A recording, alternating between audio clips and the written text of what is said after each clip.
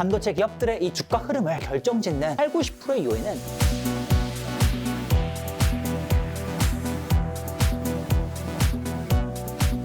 여러분은 아이디어를 내야 할 때 어떻게 생각이 좀 번뜩번뜩 나십니까? 또 복잡한 문제에 직면했을 때 가끔은 머릿속이 하얘진 경험이 있을 텐데요. 불안, 초조, 또 답답함이 엄습하기도 하는데 사실 이게 새로운 아이디어가 탄생하는 과정이라고 합니다. 같이 한번 오늘도 배워보시죠. 오늘은 버퍼링 싱킹이라는 책을 같이 한번 읽어보겠습니다. 이 책의 저자이자 또 성공예감 가족이기도 한 경남대학교 심리학과 김태훈 교수와 함께합니다. 교수님 안녕하세요. 안녕하세요. 책 표지에 네. 버퍼링이 걸려 있습니다. 네. 이거 인터넷 사용하시는 분들이 되게 답답해하는 화면인데요. 이렇게 점점점점점점 네. 어떤 분들은 이거 버터링 아니냐고. 노란색으로 장식하셔가지고 네. 근데 일부러 그 마크를 넣었습니다. 책 표지에다가 네, 네. 왜냐하면 사람들이 이거를 좀 안 좋게 생각하시는데 사실은 도움이 되는 측면이 많거든요. 그래서 그걸 좀 환기시켜 보려고. 네. 그냥 답답한 게 아니라는 거죠. 네. 네. 이게 생각에도 버퍼링이 필요하다는 그런 메시지인가요? 굉장히 많이 필요합니다. 예. 네, 우리가 버퍼링을 그냥 안 좋은 거라고만 생각하는 이유는 뭐냐면 예. 무언가 이 앞으로 나아가야 되는데 걸려 있다는 느낌을 갖잖아요. 네네네네. 근데 그렇지 않아요.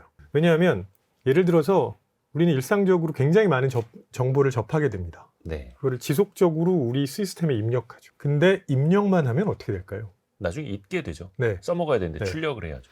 제가 이 비유적으로 말씀드린 게 뭐냐면 도서관에 계속 도서만 계속 책만 쌓아놓는 거예요.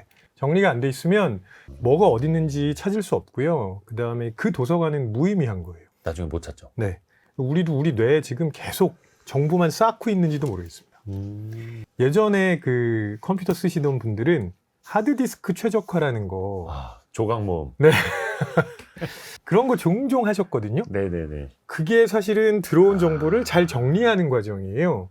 근데 우리가 버퍼링을 통해서 그런 과정을 거쳐야 된다는 거죠. 저도 방송 진행할 때 가끔 어떤 단어가 생각이 안 날 때 네. 어떤 말을 해야 할지 막 머릿속으로 막 CPU를 돌리고 있을 때 버퍼링이 걸리거든요. 맞아요. 네. 그럼 사전에 정리를 해놨다면 더 빨리 인출할 수 있었을 텐데 그렇죠. 그 순간순간 또 버퍼링을 통해서 뭔가 만들어내는 것일 수도 있겠네요. 네, 그래서 말씀하신 것처럼 미리미리 조금 버퍼링을 통해서 정리를 해놓고 최적화를 해놓으면 중요한 순간에 버퍼링이 걸리진 않습니다. 그렇죠. 내가 자주 쓰는 말을 할 때 버벅대진 않고 안 해본 말을 처음 꺼낼 때 좀 버벅이듯이 그렇죠.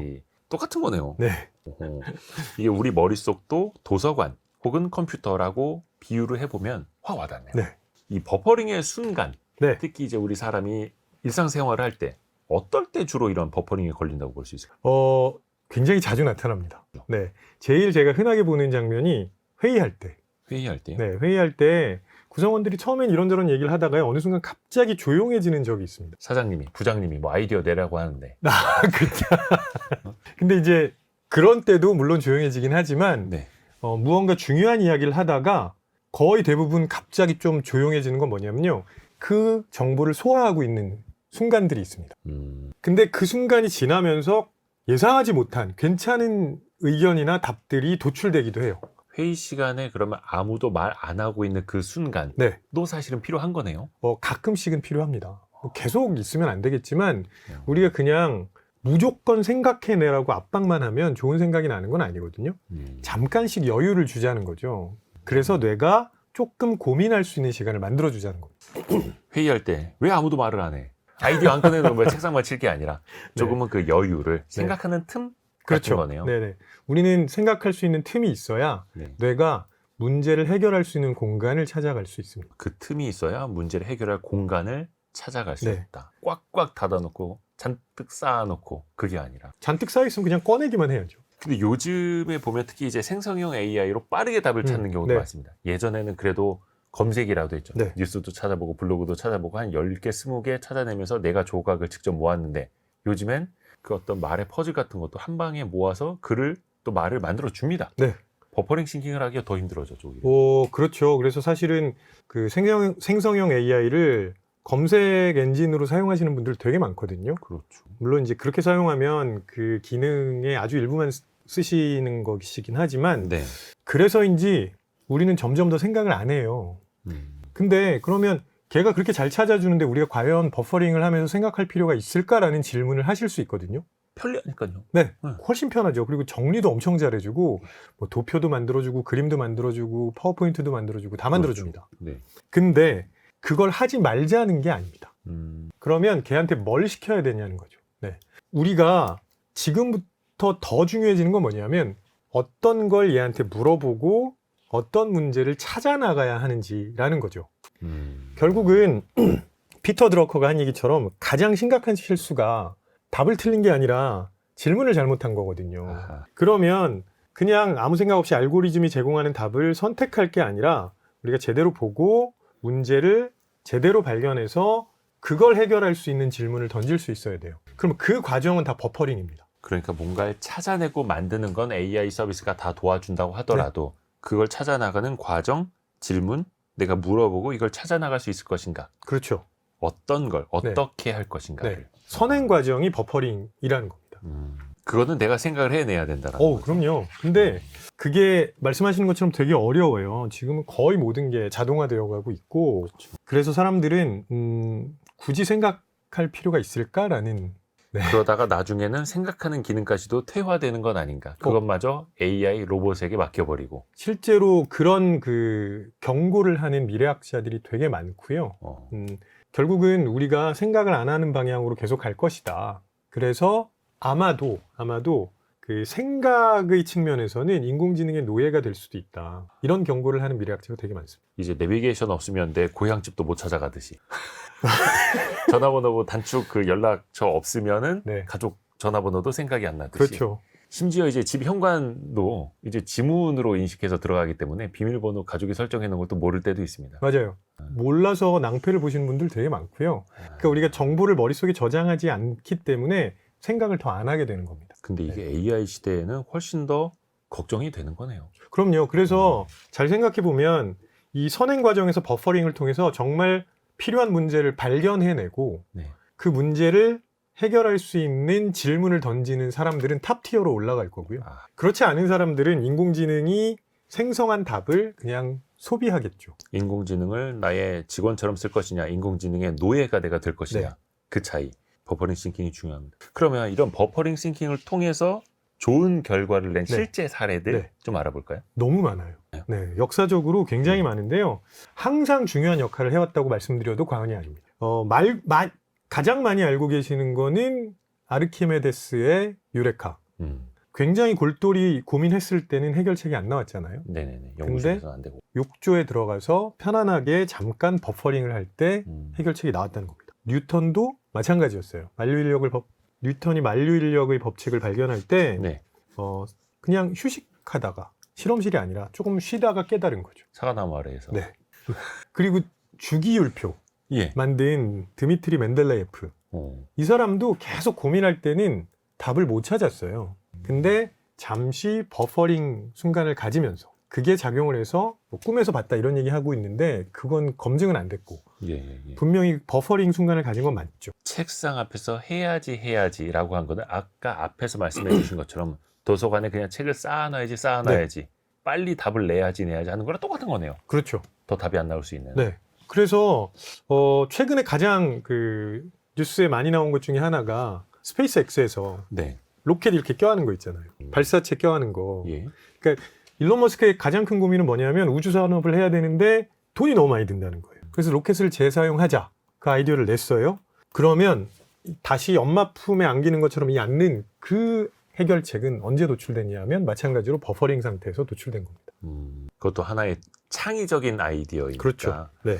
이게 사실은 이제 그 버퍼링 어떻게 보면은 그 빡빡한 순간에서 살짝 좀 벗어나는 것일 수도 있을 테고요. 네. 네. 어떻게 보면 이제 자포자기하는 거잖아. 생각 안 나. 박차고 나가. 네. 네. 그러다가요. 그런 순간도 괜찮습니다. 네. 이게 사실은 진짜 생각이 안 나는데 하고 포기하는 게 아니라 예. 정말 생각이 안 나니까 잠시 쉬자는 겁니다. 그리고 다시 몰두하면 되거든요. 근데 네. 그 잠시 쉬는 동안에 우리 머릿속에서 뇌가 다른 방식으로 작동을 합니다. 그러니까 우리가 흔히 멍 때리기 이야기를 많이 하거든요. 예. 근데 멍 때리기 할 때 주의하실 점이 있어요. 예. 그냥 아무 생각 없이 네. 계속 쉬다가 그런 식으로 멍 때리는 거는 몽상입니다. 진짜 아무 생각 없나요? 네. 예. 근데요, 창의적인 아이디어가 생각나는 순간은 뭐냐면 굉장히 무언가에 몰두하다가 잠시 휴식을 취하면서 멍 때릴 때. 그때는 기존에 집중하던 그런 지식들이 여러 가지 가능성들을 찾아가지 못하다가 잠깐 멍 때리는 순간에 이것도 가능하네? 이것도 가능하네? 이런 생각을 하게 되는 겁니다. 그러니까 뇌에게 약간의 여유? 맞아요. 어떻게 보면 방황할 자유를 방황. 주는 걸까요? 네. 약간의 방황은 괜찮습니다. 네. 그러니까 어떻게 보면 이제 사람들이 휴식을 취한다라고 하는 것도 바로 휴식 취하라고 하면 이제 핸드폰 꺼내들죠. 네. 짧은 영상 네. 계속 수입하면서 네. 올리면서 계속 끝없이 보죠. 그건 버퍼링이 아닙니다. 아닌가요? 쉬는 것도 아니고. 네. 그냥 차라리 산책을 하시거나, 네. 아니면 차라리 샤워를 하세요. 그런 게 훨씬 좋습니다. 그 역사 속의 위인들도 보면 산책하다가 맞아요. 샤워하다가 네. 좋은 아이디어 많이 떠올렸다고 하죠. 뭐 너무 유명한 찰스 다윈. 네. 늘상 시간을 정해놓고 산책을 했습니다. 그 시간에는 항상 산책을 하면서 자기가 고민했던 것들이 자기도 모르게 정리되는 시간을 가졌던 거죠. 그리고 코로나19와 같은 감염병 유행을 예측했던 빌 게이츠도 1년에 한 번씩 생각 주간이라는 걸 갖습니다. 어디 뭐 별장 같은 데 가든가요. 뭐 하여튼 책만 맞아요. 갖고 가고 네. 깊이 생각하는 시간. 그렇죠. 네. 그때는 자기 그냥 혼자 생각만 하는데요. 그렇게 일반인들이 할 수는 없겠지만 그렇죠. 일주일에 한 10분이라도 그런 시간을 가지자는 거죠. 일주일에 10분이라도. 네. 이게 완전히 휴대전화 놓고 네네네. 네, 쇼츠나 뭐 이런 거 보지 말고 다른 미디어에 노출되지 않은 상태로 그냥 혼자 골똘히 생각하는 시간 10분. 요 방송 들으시는 분들, 보시는 분들도 한번 생각해 보시죠. 내가 일주일에 10분이라도 뭔가 골똘히 생각하는 시간이 있을까? 버스에서 지하철에 오가면서는 이제 좀 졸고 자리나면 앉아서 스마트폰 보기 바쁘고 그 사이사이에 뭐 책을 본다고 하더라도 남의 지식에 사실은 이제 딸려가는 경우가 그렇죠. 좀 많죠. 네. 근데 맞아요. 나만의 생각을 위한 시간들, 그 틈이라고도 할 수 있겠네요. 어떻게 보면 이제 역사 속 위인들은 그걸 또 잘 알고 또 이용한 것일 수도 있겠어요. 네, 그렇습니다. 스마트폰 핑계 댈 게 아니고요. 사실 알고 있는데 우리가 안 하고 있는 거죠. 그래서 그러면 그거를 어떤 방식으로 좀 체계적으로 할 수 있을까? 네. 이걸 또 들어보면 좋을 것 같아요. 5가지 도구를 말씀해 주셨어요. 맞습니다. 제가 창의에 관한 관심이 되게 많았고요. 예. 그 뭐 논문도 쓰고 그 다음에 관련 분야의 책도 많이 읽어봤는데 약간의 답답함이 있었습니다. 그러니까 굉장히 좋은 얘기는 많고요. 네. 그리고 대부분의 책이 유명한 사람들, 창의적인 사람들의 일대기를 후향적으로 본 겁니다. 네. 그러면 어떤 결론이 나오냐면 이런 식으로 결론이 나와요. 창의적인 사람들은 산만해. 방 정리 안 하더라. 네. 네. 근데 그거는요 소수의 법칙이거든요. 네네. 그러니까 정말 창의적인 사람 중에 그런 사람이 하나 있었던 거지. 진짜 우리가 일상적으로 창의적으로 생각하는 방법이라고 말씀드리기는 어려워요. 그렇죠. 그리고 사실 직장인들에게 그런 방식이 필요한가 하는 고민도 되고요. 그래서 저는 오히려 진짜 득점을 올릴 수 있을 만한 생각을 좀 해보자. 점수를 올릴 수 있는 네. 방법. 이러면 또 한국 사람들한테 이거 되게 또 귀가 솔깃해지는데 어떻게 점수를 올릴 수 있습니까? 그래서 스코어라고 이름을 지었습니다. 아예 점수로. 네. 이거 그래서 어떤 약자죠? 맞아요. 제가 이제 만든 건데 스코어의 S는 센스, 오감으로 관찰하는 거. 네. C는 constraint, 제약 조건을 고민하면서 생각하는 거고요. 예. O는 reorganize, 재구성해서 생각해보자는 거. R은 relate, 연결해서 생각해보고 E는 execute, 생각만 하지 말고 실행으로 옮기자는 실행까지. 거죠. 네. 그러면 그 5가지 관찰, 제약, 재구성, 연결, 실행 하나하나 네. 한번 좀 들어가 볼게요. 네. 관찰. 이게 뭐 눈에 보인다고 사실은 다는 아닐 테고요. 그렇죠. 어떤 걸 의미하는 겁니까? 이 관찰은? 우리가 일상적으로 관찰을 하죠. 눈으로. 그래서 관찰을 잘한다고 착각합니다. 착각이에요. 네. 왜냐하면 제가 항상 학부생들한테 해주는 얘기가 네가 보는 건 네가 본 거다. 서로 내가 봤어라고 싸우지 말라고. 왜냐하면 우리는 보고 싶은 것만 봅니다. 그걸 보여준 심리학의 유명한 실험이 있잖아요. 보이지 않는 고릴라. 그게 이제 서로 농구공을 주고받는 사람들인데 네. 어떤 이제 주문을 하는 거죠, 실험자가. 농구공을 몇 번 패스하는지를 다 세셔야 합니다. 정확히 맞추셔야 맞아요. 합니다. 네. 근데 사이에 고릴라 탈을 쓴 사람이 돌아다녀도 그 고릴라가 왔다 갔다 한 거를 기억을 못 한다면서요. 맞아요. 고릴라가 그냥 쓱 지나간 게 아니고요. 예. 가운데 나와가지고 이렇게 치고 갔습니다. 가슴을. 막 춤도 추고 가는데. 그런데 실험에 참가한 3분의 2가 고릴라를 못 봤거든요. 근데 본인은 분명히 무언가를 보고 있었어요. 그러면 내가 보고 싶은 것만 본다는 거죠. 아하. 이런 사례는 너무너무 많은데요. 예를 들어서 별책 프로 정기적으로 보고 계시는 그 시청자분들 요 배경 색깔이 뭔지 네. 여쭤보면 거의 대답 못하세요. 거의 매주 보는데. 네, 그런 건 나한테 중요하지 않다고 생각하니까. 네. 그러니까 내가 초점을 두고 기억하려고 했던 것만 남는 거네요. 맞아요. 결국은. 네, 그래서 진짜 관찰을 잘한 사람들은 정말 오감으로 봅니다. 가장 대표적인 그 연구자가 있는데 예. 제인 구달이라고 침팬치 연구로 예. 굉장히 유명한 분인데요. 이분은 아예 탄자니아의 곰베 국립공원으로 들어갑니다. 예. 그래서 거기서 침팬지랑 같이 생활을 했어요. 예. 그러면 우리가 사진이나 혹은 영상으로 혹은 잠시 관찰하는 거 말고도 엄청나게 많은 것들을 제대로 볼 수 있습니다. 눈으로만 보는 게 아니고요. 소리로도 듣고 촉감으로도 관찰하게 되고 진짜 오감을 사용하게 되는 거죠. 같이 와서 막 안아주기도 하고, 네. 머리에 있는 벌레 잡아주기도 하고, 막 이렇게. 그리고 거기에 또 들어갔던 연구자가 한 명 더 있는데 네. 왜 그 요리 본능이라는 책을 쓴 리차드 랭엄이라는 교수가 있습니다. 네. 이 사람이 불이 우리 인간을 만들었다고 주장할 정도로 그 익혀서 먹는 게 우리 뇌 발달에 얼마나 중요한지를 설명했거든요. 근데 이 사람 역시 탄자니아의 그 국립공원에 들어가서 예. 실제로 침팬치들이랑 같이 생활하면서 침팬치들이 먹는 방식으로 먹어봤습니다. 똑같이 날것으로. 네, 날것으로. 그랬더니 뭐가 어떤 방식으로 도움이 되는지를 제대로 관찰한 거죠. 그래서 오감으로 관찰한다고 네. 말씀을 하신 거네요. 맞아요. 근데 이게 일반인들이 뭐 이렇게 밀림으로 같이 갈 수는 없을 테고. 그렇죠. 평소에는 좀 어떻게 하면 좋을까요? 평소에 내가 잘 봤다고 생각하는 착각만 버리셔도 꽤 도움이 됩니다. 내가 봤다. 네. 내가 본 게 맞아. 이런 생각이요. 네, 그 착각을 버리셔야 돼요.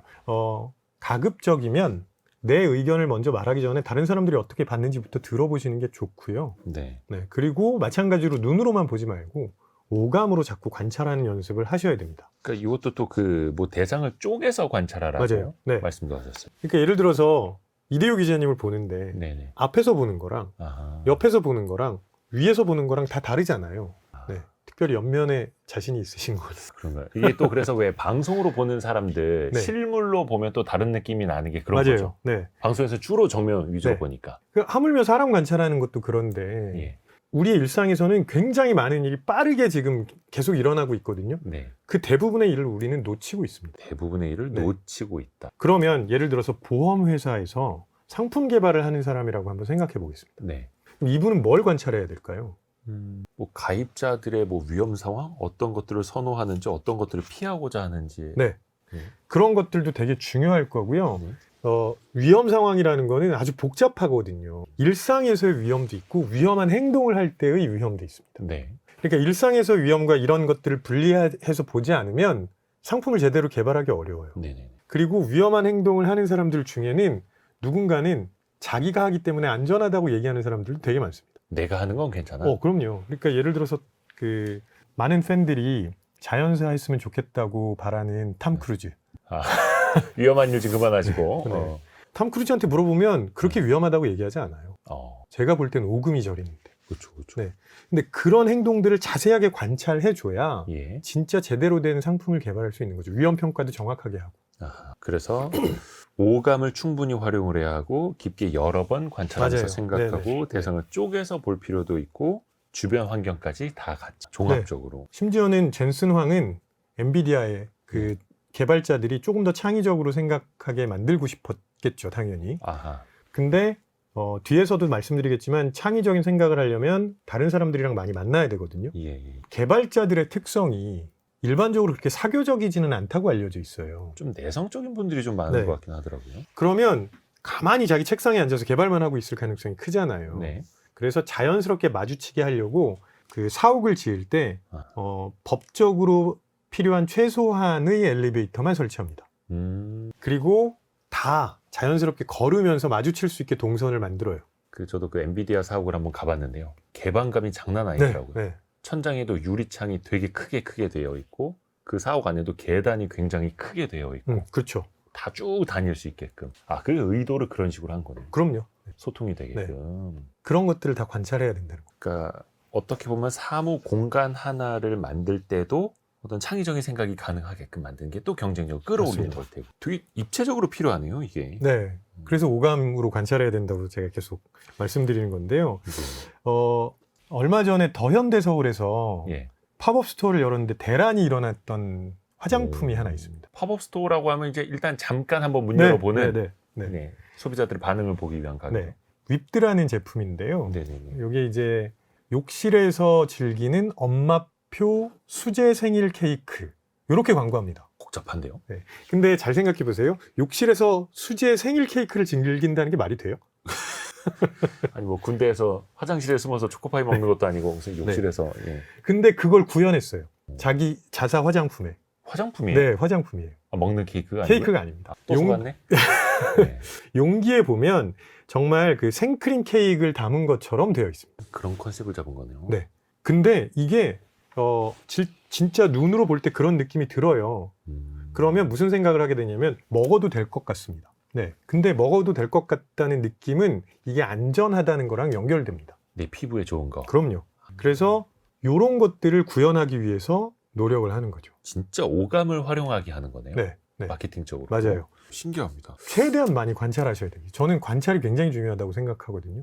예를 들어서 요즘 K-뷰티 네네. 뭐 전 세계적으로 인기를 많이 끌고 있는데 그래서 우리나라 제품을 수출하는 일도 많지만 미국에서는 아예 그 K-뷰티를 표방하는 제품을 만드는 회사를 창업하기도 했습니다. K-뷰티처럼 하려고. 네. 예. 이게 이제 글로레시피라는 회사인데요. 로레알 한국 지사에서 근무하던 여성 두 분이 만들었어요. 그러니까 한국도 되게 잘 알고 미국도 되게 잘 아는 분들이에요. K-뷰티에 있는 걸 그대로 가지고 가긴 했는데 미국 사람들을 잘 관찰해서 약간 변형합니다. 무슨 얘기냐면 한국 여성분들은 화장을 할 때 좀 단계가 복잡해요. 예. 근데 미국 여성들은 서너 단계에서 끝난다고 합니다. 그래서 이걸 줄였어요. 예. 그리고 우리나라에서는 마유나 예. 달팽이 크림 이런 것들도 좋아하시잖아요. 뭐 되게 좀 새로운 걸 많이 도입하죠. 네. 기술적으로도. 근데 동물성 원료에 대한 거부감이 미국에서는 좀 아. 많은 편이기 때문에 다 과일이나 채소 같은 식물성으로 바꿨고요. 음. 더 중요한 건 뭐냐면 우리나라 화장품 광고에 나오는 모델들은 물론 이 메이크업도 하지만 보정도 합니다. 네. 근데 미국은 인종이 굉장히 다양하잖아요. 예. 그러니까 아예 보정하지 않고 그대로 내보냅니다. 광고 같은 거요? 네. 우리나라는 엄청나게 막 이렇게 턱도 깎고 피부도 매끈하게 하고 머릿결도 좋게 하고 막 이렇게 만드는데. 근데 그렇게 하면 일률적인 모습밖에 보여줄 수가 없어요. 각 인종마다 다양한 특성들을 반영하기 어렵거든요. 어떤 미인의 표상 하나가 아니라 네. 다양성을 또 존중해야 되니까. 그렇죠. 이게 또 이제 상황에 따라서 나라에 따라서 다를 수밖에 없는 거고. 아까 어떻게 보면 이제 오감을 활용하라 또 사람들에게 친숙하게 다가가야 하는 거. 네. 예전에 그 K-뷰티 이런 광고 문구도 있었잖아요. 먹지 마세요. 피부에 양보하세요. 네. 그것도 되게 좋았던 방법이네요. 그러면. 굉장히 유명한 광고 카피였고요. 그래서 성공했죠. 또. 네. 이런 식으로 우리의 관찰 방식도 네. 입체적으로 가야 한다는 거고. 또 이거를 잘 남기는 것도 중요하잖아요. 기록 방법도 되게 그럼요. 중요하죠. 네. 일단 이렇게 말씀드리고 싶어요. 무조건 한번 해보자. 왜냐하면 기록의 중요성을 모르시는 분들 없는데 네. 기록을 하자고 하면 대부분 잘 못하세요. 그러면서 뭘 써야 돼요? 이렇게 되물으시는 경우가 너무 많거든요. 그래서 일단 써보자는 거죠. 뭐라도. 일단 기록을 하자라고 하면 네. 노트에 써야 되나요? 스프링 노트에 써야 하나요? 앱에다가 써야 되나요? 요즘은 좋아졌어요. 예전에는 타이핑했어야 되지만 요즘은 펜으로 그냥 스마트폰에다가 하셔도 되잖아요. 그렇죠. 글로도 쓰고 그림으로도 그리고 그다음에 녹음도 하고 어떤 방식으로든 자꾸 해보는 연습을 하셔야 됩니다. 그렇게 해서 앞에서 처음에 말한 도서관에 책이 쌓이듯이 네. 일단은 기록을 해놓고 또 맞아요. 나중에 버퍼링의 시간을 또 가지면서 인출해보고 그렇죠. 이것도 반복을 하면 되는 정확합니다. 거네요. 또 하나가 관찰 다음에 나온 게 제약입니다. 네, 이건 이제 어떤 제약을 건다라는 건데 그렇죠. 조금 더 어떻게 불편하게 만드는 겁니까? 그래야 사람들이 생각을 잘합니다. 그러니까 사람들에게 그냥 알아서 생각해봐 라고 요청을 하면 정말 막막하죠. 예를 들어서 기자님한테 그냥 좋은 방송 만들어주세요. 네네네네. 그러면 머리가 훨씬 복잡해지거든요. 그렇게 하면 챗 GPT도 이상한 말 하죠. 네. 그래서 오히려 지금 상황은 이렇고 그다음에 이런 주제를 이야기해야 되는데 기존과는 조금 다른 걸 만들어주세요라고 하는 게 훨씬 더 생각하기 쉽습니다. 조금 더 이제 구체적으로 하는 거기는 한데 이런 요구를 받는 사람 입장에서 보면은 아니 뭐가 이렇게 까다로워 하는데 네. 사실은 그 안에서 또 창의적인 게 나올 수 있는 거네요. 그렇죠. 제가 굉장히 대표적인 사례 하나 말씀드릴게요. 아마 타사 방송이긴 한데 예. 냉장고를 부탁해 어. 많이 보실 거예요. 네네. 냉장고를 부탁해 보시면 거기 출연하는 셰프들이 되게 유명한 분들이잖아요. 네. 그리고 그중에 파인다이닝 하시는 분들은 15분 내에 요리를 할 일이 없습니다. 아, 시간에 쫓기는. 네, 그리고 재료도요, 정말 엄선한 것들 가지고 하시잖아요. 네. 근데 그 프로그램에서는 15분 동안 출연자의 냉장고에 있는 것만으로 그런데도 놀라운 음식들이 많이 나옵니다. 냉장고 안에 이게 있었나 싶을 정도로 까먹고 있었던 재료들로. 맞아요. 그래서 출연자들의 반응이 대부분 이렇죠. 이게 내 냉장고에서 나온 음식이야? 대부분 비슷할 겁니다. 네. 근데 그분들이 그렇게 엄청난 음식을 만들 수 있는 이유는 뭐냐면 예. 정확하게 조건들을 파악합니다. 그러니까 우리는 무언가를 생각할 때 현재 조건이 무엇인지를 먼저 파악해야 된다는 거예요. 그러면 나한테 주어진 거, 그 다음에 내가 활용 가능한 거, 그걸 먼저 생각을 해야 되고요. 거기에 더해서 중요성까지 확인할 수 있습니다. 그러고 나면 진짜 필요한 경우에는 다 있는데 요거 하나만 없어요. 이렇게 요청하실 수도 있어요. 근데 그런 생각을 안 하면 다 있는데 못 하는 거예요, 오히려. 뭐가 필요한지 모르고. 네. 그래서 때로는 제약이 창의적인 생각을 끌어올 수도 있다. 약간 이것도 비슷한지 모르겠네요. 왜 그 카페에 가서 공부하면 더 잘 된다는 분들 있잖아요. 더 집중된다. 화이트 노이즈라고도 네. 하고. 카페에서 들리는 소리는 화이트 노이즈가 아닙니다. 엄청 왁자지껄 시끄럽긴 한데 네. 왜 거기서 더 집중이 된다는 겁니까? 그게 배경 소음으로 작용할 때만 그렇습니다. 이게 좀 복잡한데요. 카페에서 공부할 때 잘 하려면 네. 일단 주변에서 모두 다 시끄럽게 얘기해야 돼요. 한 커플만 싸우고 있는 게 아니라. 네. 네. 조용한데 한 커플만 떠들고 있으면 거기에 귀가 이렇게 가서 맞아. 안 되고요. 이제 모두 다 시끄러우면 배경소음처럼 작동할 수도 있어요. 네. 일종의 화이트 노이즈라고도 하는데 맞아요. 그 샤워할 때도 좋은 아이디어가 많이 떠올리는 것도 네. 그 뭐 물소리? 이게 또 일종의 그 뇌에 제약을 준다 하더라고요. 그렇죠. 그게 샤워할 때 들리는 소리가 배경소음으로 작용할 수 있거든요. 주변 소음을 차단해 주고요. 그러면 자연스럽게 버퍼링 상태로 가게 만들어 줄 수 있는 거죠. 네. 그래서 마음이 편안해지면서 새로운 생각들을 할 수 있는 거예요. 또 그 기업들도 이런 걸 잘 또 활용하려고 하겠죠? 그럼요. 네. 어떤 사례가 또 있을까요? 넷플릭스가 예. 흑백요리사에서 눈 가리고? 두부지옥 예. 기억나시나요? 저는 그걸 못 봤습니다. 그 흑백요리사 보면 준결승전이 두부지옥이었어요. 예. 천장에서 정말 거대한 두부가 내려옵니다. 예. 계속 두부를 가지고 요리를 해야 돼요. 네. 처음에 거기 출연한 분들이 뭐 어쩌라는 거지? 왜냐하면 두부만 가지고 요리한다는 게 두부를 주재료로 요리한다는 게 흔한 일도 아니고요. 네. 계속 그걸로만 해야 된다는 게 되게 부담스러운데 근데 거기서 진짜 놀라운 음식들이 많이 나왔어요. 이렇게 조건을 걸어주면 계속 새로운 방식으로 생각할 수밖에 없어요. 인간이란 존재가 참 신기합니다. 그럼요. 그래서 이제 예전에 PC통신 혹시 기억나시는지 네네, 모르겠는데 네. 그때는 텍스트만 전달했었잖아요. 예. 그러니까 사람들이 답답한 거예요. 조금 더 많이 좀 이 조건을 좀 풀어줬으면 좋겠다. 그래서 인스턴트 메신저가 나왔죠. 그래서 이제 텍스트 말고도 이모티콘 같은 것들을 보낼 수 있었고요. 이모티콘 없던 시절에는 글자 가지고 이모티콘처럼 만들었죠. 맞아요. 예. 네. 울음 표시, 웃음 표시, 뭐 표정도 만들고. 그러다가 이제 다 보내고 싶어 해서 나온 게 페이스북이. 근데 지금 말씀하신 게 되게 중요한 게 지금 다시 돌아갑니다. 지금 글자로 만들어서 보내시는 분들 되게 많아요. 그러니까 사람들의 생각이 조건을 푸는 방향으로도 가고요. 조건을 다시 거는 방향으로도 갑니다. 그걸 잘 읽으셔야 돼요. 그래서 페이스북에서 글자 수 제한해서 트위터가 나오고 사진만 올리자고 해서 인스타그램이 나오고 영상만 올리자 틱톡이 나온 거고요. 그러니까 어떤 메신저 뭐 이런 SNS에서는 120자까지만, 네. 어떤 데서는 60초까지만, 맞아요. 또 어떤 서비스는 하루 24시간만 보여주는 영상, 맞아요. 네, 그런 자동으로 것들도 삭제되는 거. 네. 이런 걸 또 사람들은 또 좋아하기도 하고요. 그렇죠. 이 제약 속에서 어떻게 보면 더 많은 창의적인 아이디어도 나오고 사람들이 또 이거를 또 선호하기도 하고. 그렇습니다. 신기합니다. 우리도 이걸 또 알아야 되는. 그 책 쓰실 때 마감 시간은 잘 지키셨습니까 혹시? 이 마감 시간이라는 네, 게 또 네. 엄청나게 사람을 또 움직이게 만들지 않습니까? 맞아요. 이게 또 엄청난 제약 조건이기도 하고요. 예. 네. 마감 시간 지키기 참 쉽지 않습니다. 어렵긴 한데 압박이 되긴 하는데. 엄청나게 압박이 되죠. 근데 책을 쓰는 많은 분들이 임박해야 뭔가가 나온다는 말씀을 많이 하세요. 방학 숙제도 계약이 다가와야. 그러니까 평소에는 하루에 한쪽도 잘 못 쓰시다가 마감이 다가오면 막 수십 장씩 쓰시고 이러는 일들이 종종 있거든요. 그래서 최고의 제약 조건이 마감 시간이다 이렇게 말씀하시는 분들도 있는데요.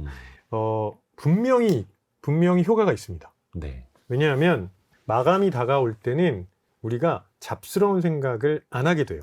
잡스러운 생각을 안 하는 이유는 우리가 주의 집중할 때 작동하게 되는 실행 제어 네트워크라는 게 있거든요. 실행 제어 네트워크요. 네. 이 실행 제어 네트워크는 이 생각은 괜찮고 이 생각은 별로야. 이 생각은 조금 더 발전시켜봐.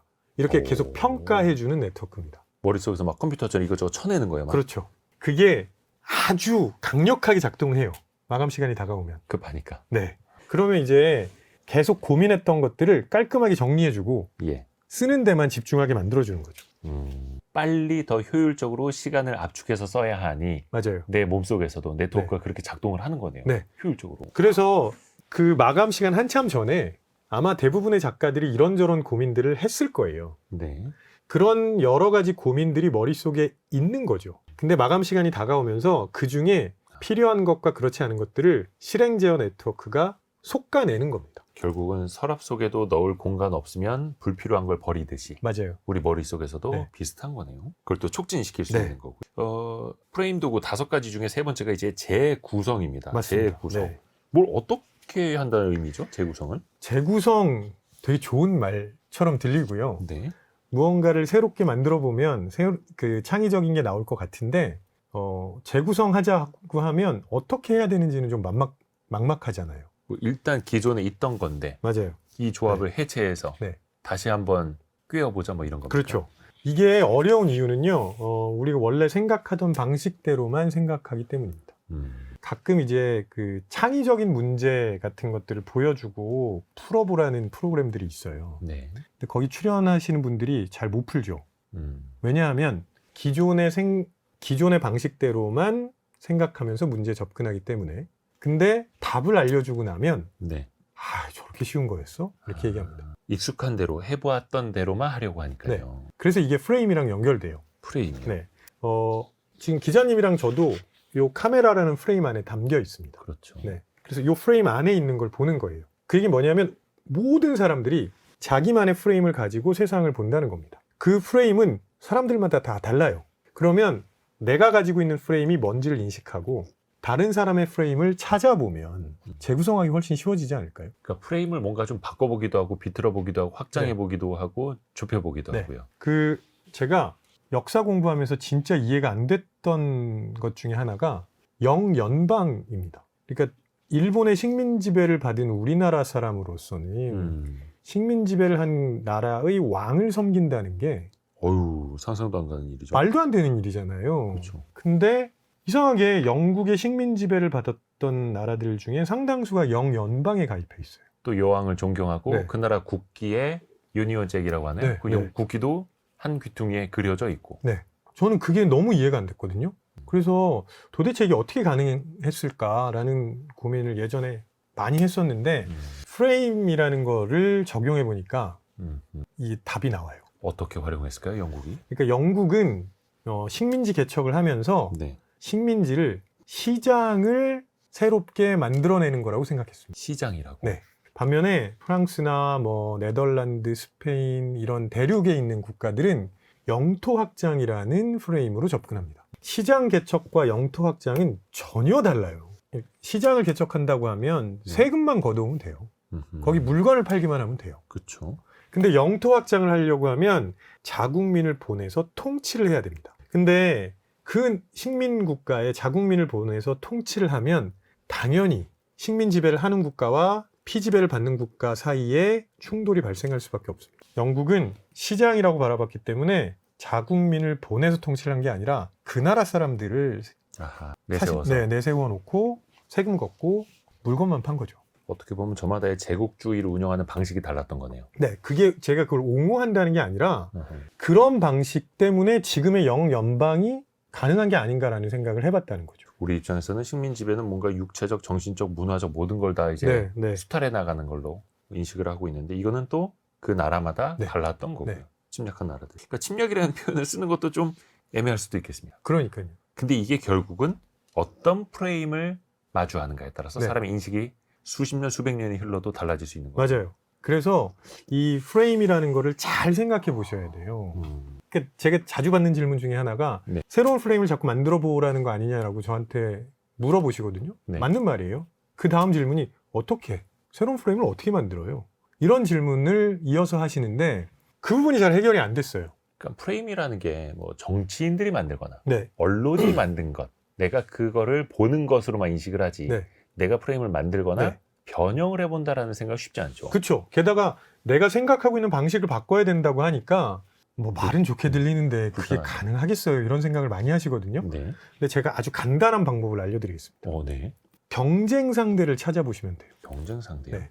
그러니까 무슨 얘기냐면 직장에 다니시는 분들은 보통 회사에 경쟁 상대가 있습니다. 네. 우리 업의 경쟁이 되는 거잖아요. 예. 근데 그렇게만 생각하시면 기존의 프레임에서 벗어나기 어려워요. 네. 회사가 아니라 나의 업무로 접근을 해보세요. 혹은 내가 지금 진행하고 있는 프로젝트로 접근을 해보자는 거죠. 네. 그러면 예를 들어서 호텔의 F&B를 담당하는 사람은 요즘 경쟁 상대가 누구일까요? 이걸 보셔야 된다는 거예요. 아하. 왜냐하면 그냥 유명 호텔 체인들이 서로 경쟁 상대라고 생각하기 쉽지만 네. 한국 사람들이 호캉스를 되게 많이 가요. 그리고 한국 사람들은 호캉스를 가서 놀지 않습니다. 쉬지 않아요. 열심히 놀려고 하죠. 열심히 다니려고 하고. 열심히 이것저것 하고 보고 사진 찍고 소셜미디어에 올리고. 그렇죠. 그래서 소셜미디어에 올릴 만한 그런 장소들이 많아야 됩니다. 그러면 호텔의 F&B를 담당하시는 분들은 이제는 그런 장소를 가진 곳이 내 경쟁 상대가 되는 거예요. 다른 관광지, 맞아요. 예쁜 카페들이 경쟁 상대가 되는 거네요. 그렇죠. 그러면 새로운 프레임이 자연스럽게 생깁니다. 경쟁 상대를 찾아보는 것도 다른 프레임으로 찾아봐야겠네요. 그렇죠. 네. 그래서 제가 내가 다니는 회사가 아니라 지금 내가 하고 있는 업무로 한번 바라보자는 거죠. 네. 어떻게 보면 라디오에서도 다른 주파수 라디오가 아니라 또 유튜브를 경쟁 상대로 보면서 또 그렇죠. 진화해 나가고 네, 하는 네, 것도 네. 비슷하게. 그리고 그냥 라디오 프로그램이 아니라 특정 주제의 라디오 프로그램이라면 또 그쪽으로도 생각해 볼 수 있는 거죠. 이게 어떻게 보면 사고의 확장일 맞아요. 수도 있겠네요. 약간의 변형일 네. 수도 있는 거고요. 또 하나가 이런 재구성 또 프레임워크뿐만이 아니라 네. 연결이라는 것도 나옵니다. 맞아요. 연결. 네. 예를 들어보자면 어떤 걸까요? 연결이라는 거는. 연결해서 생각을 해볼 수 있다라는 거. 연결은 꽤 오랫동안 창의에서 강조해 왔던 방식입니다. 그러니까 그냥 가만히 한번 생각해 볼게요. 네. 어떤 사람이 평생 동안 창의적인 아이디어를 계속 고민해 본다고 해보겠습니다. 그 사람이 몇 개나 만들 수 있을까요? 뭐 발명 왕들은 뭐 수백 개씩 뭐 만든다고는 합니다만. 네. 근데 나 혼자 생각하는 게 아니라 다른 사람과 함께 생각해 본다면 훨씬 더 많아지죠. 훨씬 더 많아지겠죠. 네. 그리고 지금까지 우리 인류의 역사를 바꿔온 놀라운 제품 대부분 연결을 통해서 만들어졌습니다. 예. 네, 그래서 연결이 너무너무 중요하다는 거는 창에서 되게 많이 얘기하고 있는데요. 요걸 대중에게 알린 사람 중에 하나가 스티브 잡스죠. 스티브 잡스가 2005년 스탠포드 졸업식 축사에서 했던 얘기가 Connecting the Dots입니다. 점을 연결하라고요. 네. 근데 여기서 점은 경험이에요. 나의 경험들도 연결하고요. 내 경험과 다른 사람의 경험도 연결해 보자는 거죠. 네. 그러면 나는 지금 내가 하고 있는 업무에만 초점을 맞출 게 아니라 다양한 경험들을 많이 해 나가는 게 중요한 거고요. 그리고 마찬가지로 다양한 사람들을 편하게 만나는 게 되게 중요하다는 겁니다. 네. 그리고 그 졸업식 축사에서 커넥팅 닷 말고 또 굉장히 중요한 거 하나를 이야기했어요. 예. 근데 이건 잘 안 알려져 있습니다. 어떤 걸까요? 그게 뭐냐면 looking forward가 아니라 looking backward로만 가능하다. 어떤 의미일까요? 그러니까 우리가 다양한 경험을 해야 되고 음. 여러 사람을 만나야 된다라고 말씀을 드리면 내가 지금 이런 경험들을 하면서 무언가 창의적인 걸 만들 수 있겠구나. 그러면 이 경험은 뭘 만들 수 있을까? 이렇게 고민하실 수 있잖아요. 뭘 어떻게 생각해? 어떻게 했으면 좋겠어? 당신의 의견을 줘봐. 이런 식으로 고민을 많이 하죠. 그게 이제 looking forward예요. 예. 요거 가지고 뭔가 하나 만들어보자. 이건 불가능하다는 거. 아이디어 내보라니까. 우리가 어떻게 하면 더 잘 될지 네. 생각해보라니까. 이게 힘들다는 거죠, 사실. 네. 그렇게 하면 오히려 에너지만 낭비할 수밖에 없고 예. 진짜 연결의 의미가 퇴색될 수 있다는 거예요. 그래서 연결은 looking backward로만 가능하다. 그러니까 언젠가 어느 순간 나도 모르게 내 경험이 다른 사람들과의 만남이 이런 방식으로 연결돼서 지금의 제품, 지금의 서비스 이렇게 탄생할 수 있었구나. 어떻게 보면 경쟁사 제품 써보니까 어떠하셨나요? 네. 우리 거의 다른 제품은 어떠했나요? 다른 라디오 들어봤을 때는 어떠했나요? 뭐 이럴 수도 있겠네요. 그렇죠. 그래서 스티브 잡스는 실제로 그 대학 중퇴했잖아요. 네. 근데 그 과정에서 캘리그래피 수업을 들었거든요. 아하. 서체 수업. 글씨 예쁘게 그리는 네, 이런 네. 것. 근데 뭐 그대로 전하면 자기도 몰랐다는 거죠. 그때는. 그게 아이폰에 연결될 거라고는. 디자인적으로, 미적인 감각으로. 네. 그래서 엄청나게 그 디자인에 집착을 했는데 그게 곧 또 혁신 제품을 불러왔죠. 맞죠. 네. 그 어떻게 보면 그 선풍기, 냉각기, 팬 소리 싫어했고 그걸 없애라고 끝까지 이제 요구를 하다가 정말 얇은 노트북이 탄생을 한 거고요. 그렇죠. 그리고 이제 그건 이제 저는 극단의 고객의 요구라고 하거든요. 그런 것들에도 귀를 기울이시는 게 좋습니다. 아, 당장은 안 될 것 네, 같지만. 네, 네. 예를 들면 이제 곧 더워지는데 네네. 선풍기나 에어컨 사용하는데 직접 바람을 맞는 건 싫어하시는 분들 많아요. 약간 난감하죠. 바람이 나와야 시원한데 그렇죠. 바람을 맞는 건 싫어해요. 굉장히 극단의 고객의 요구예요. 날개 없는 선풍기를 만들어 주세요라는 얘기를 10여 년 전에 처음 들었으면 뭐야 저 사람 저 고객 진상 아니야 이랬을 거예요. 네. 근데 그게 날개 없는 선풍기로 가기도 하고요. 무풍 에어컨으로 가기도 합니다. 그러네요. 네. 그리고 미풍 선풍기도 나와요. 그러니까 모터를 세게 돌리는 거, 빠르게 돌리는 건 그렇게 어렵지 않은데 오히려 느리게 돌리는 게 어렵대요. 근데 선풍기 중에 정말 그 산들바람 부는 것처럼 그런 미풍이 나오는 선풍기들이 있거든요. 사람들이 그런 바람은 안 싫어해요. 자연풍. 네. 어떻게 보면 참 그 무풍 에어컨이라는 게 처음 나왔을 때 기자들 사이에서 저거는 무풍이 아니다. 가까이 휴지를 대보면 나풀나풀 거린다. 바람이 나오는 거다. 그러니까 이건 과대포장인데 막 이렇게 하고 날개 없는 선풍기도 사실 뜯어보면 그 밑에 날개 있다. 근데 이거는 너무 프레임을 잘못 잡았던 거네요. 맞아요. 네. 남들은 그렇게 그러니까 사고를 확장해 나가고 있고 그렇죠. 창의적으로 혁신을 만들어내고 있는데 과연 우리는 너무 좁은 프레임에 갇혀 있는 건 아닌가? 그렇죠. 그게 되돌아볼 지금 필요도 있네요. 진짜 날개 있냐 없냐가 중요한 게 아니고요. 사람들이 어느 정도 수준의 바람은 받아들일 수 있느냐 없느냐에 관한 얘기였잖아요. 그래서 아까 우리가 이야기했던 관찰과 프레임 재구성도 되게 중요한 거고요. 맞아요. 어떻게 보면 이제 연결도 하다 보면은 복고를 다시 또 불러오기도 합니다. 그럼요. 이게 뭐 레트로가 유행하기 시작한 지 되게 오래됐는데 여전히. 예. 근데 이제 레트로라고 하지 않고 보통 뉴트로라고 하잖아요. 뉴트로라고 하는 이유는 뭐냐면 예전에 있는 걸 그대로 가지고 와서 예전의 향수를 느끼는 고객한테 팔겠다는 게 아닙니다. 완전히 그 타겟을 바꿔요. 네, 그래서 지금 10대, 20대가 대부분 타겟이 됩니다. 그들이 봤을 때는 완전 새로운 문명이니까요. 네. 그리고 신박하다 그래요. 근데 그게 왜 가능하냐면 예를 들면 그 뉴욕의 스트릿 패션 브랜드 중에 최근에 이제 LVMH 투자를 받은 회사가 하나 있는데 이건 1990년대의 미국 그걸 현재의 뉴욕의 스트릿 패션이랑 연결한 거예요. 재해석. 네. 그냥 시간을 연결했을 뿐인데 네. 사람들이 신기하다고 생각하고요. 뭐 되게 많습니다. 우리나라에서도 이런 시도 많이 해요. 그러니까 현재의 우리나라와 다른 나라의 과거를 연결할 수 있고요. 다른 나라의 현재와 우리나라의 과거를 연결할 수도 있어요. 그 일본에서는 이렇게 해서 되게 유명한 그 데님 브랜드가 나왔는데 네. 일본의 그 전통 방식 천을 덧대서 예. 하고 그다음에 한 땀 한 땀 박음질을 하는 그런 방식을 미국의 진과 결합했어요. 그래서 굉장히 유명한 데님 브랜드가 나왔죠. 청바지 브랜드. 네. 또 그 5가지 스코어 네. 프레임 도구 중에 마지막이 실행입니다. 결국은 그렇습니다. 실행을 잘 해야 하는데 네. 물론 실행 자체도 쉽지는 않습니다만 네. 어떻게 시작을 하면 좋을까요? 제가 실행을 굉장히 강조하는 게 뭐냐면요. 네. 아이디어가 너무 많이 쏟아져 나오는데 실제로 구현되는 아이디어는 별로 없습니다. 네. 그래서 창의 쪽 연구자들은 아이디어는 싸다 그래요. 그러면 꺼내는 거 말고 만드는 것도 집중을 하자는 거거든요. 네. 여기서 꼭 기억하셨으면 좋겠는 게 뭐냐면 내 아이디어일 때와 팀의 아이디어일 때 구현 가능성이 뭐가 클까를 항상 고민해 보셔야 됩니다. 항상 내 아이디어가 더 좋아 보이긴 하죠, 사람은.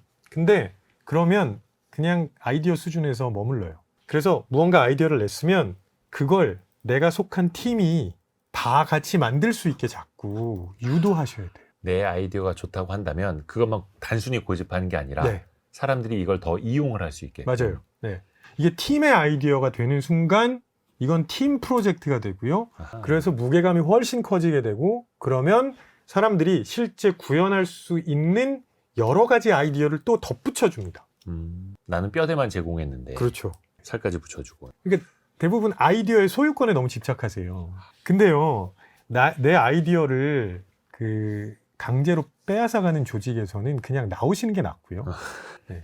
대부분의 건강한 조직들은 그걸 팀의 아이디어로 만들었을 때도 아이디어의 원 저작자를 인정해 줍니다. 그러니까 안심하고 가자는 거죠. 그래서 팀원들에게 설득하는 거죠. 이게 굉장히 중요합니다. 왜냐하면 예를 들어서 제가 모 회사의 부장이라고 해보겠습니다. 예. 근데 제가 끌고 가고 있는 팀에서 많은 구성원들이 계속 아이디어를 내요. 네네. 근데 그거 다 제가 소화할 수 없잖아요. 그렇죠. 그래서 어떤 거는 반영을 해보려고 하고 어떤 것들은 뭐 그냥 격려만 해주게 됩니다. 그러면 구성원들은 또 불만이 생겨요. 맨날 아이디어 내라고 그러는데 내면 들어주지도 않을 거 뭐하러 그래? 이런 일들이 계속 일어나고 있습니다. 제 창의 이야기를 말씀드리면 항상 양쪽에서 같은 종류의 불만이 계속 나오는 거예요. 계속 공회전하고 있는 거예요. 네. 그러니까 아이디어가 생각이 나면 내 아이디어를 넘어서는 팀의 아이디어로 만들려는 노력을 반드시 하셔야 됩니다. 그래야 수용이 되니까요. 네. 저희가 버퍼링 싱킹, 이 책의 네. 저자인 김태훈 교수와 직접 읽고 있는데요. 마지막으로 이 버퍼링 싱킹이라는 책을 관통하는 네. 핵심 구절 네. 하나를 직접 좀 낭독을 부탁드리겠습니다. 시간도 돈도 없다.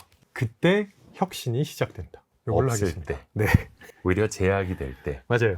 네.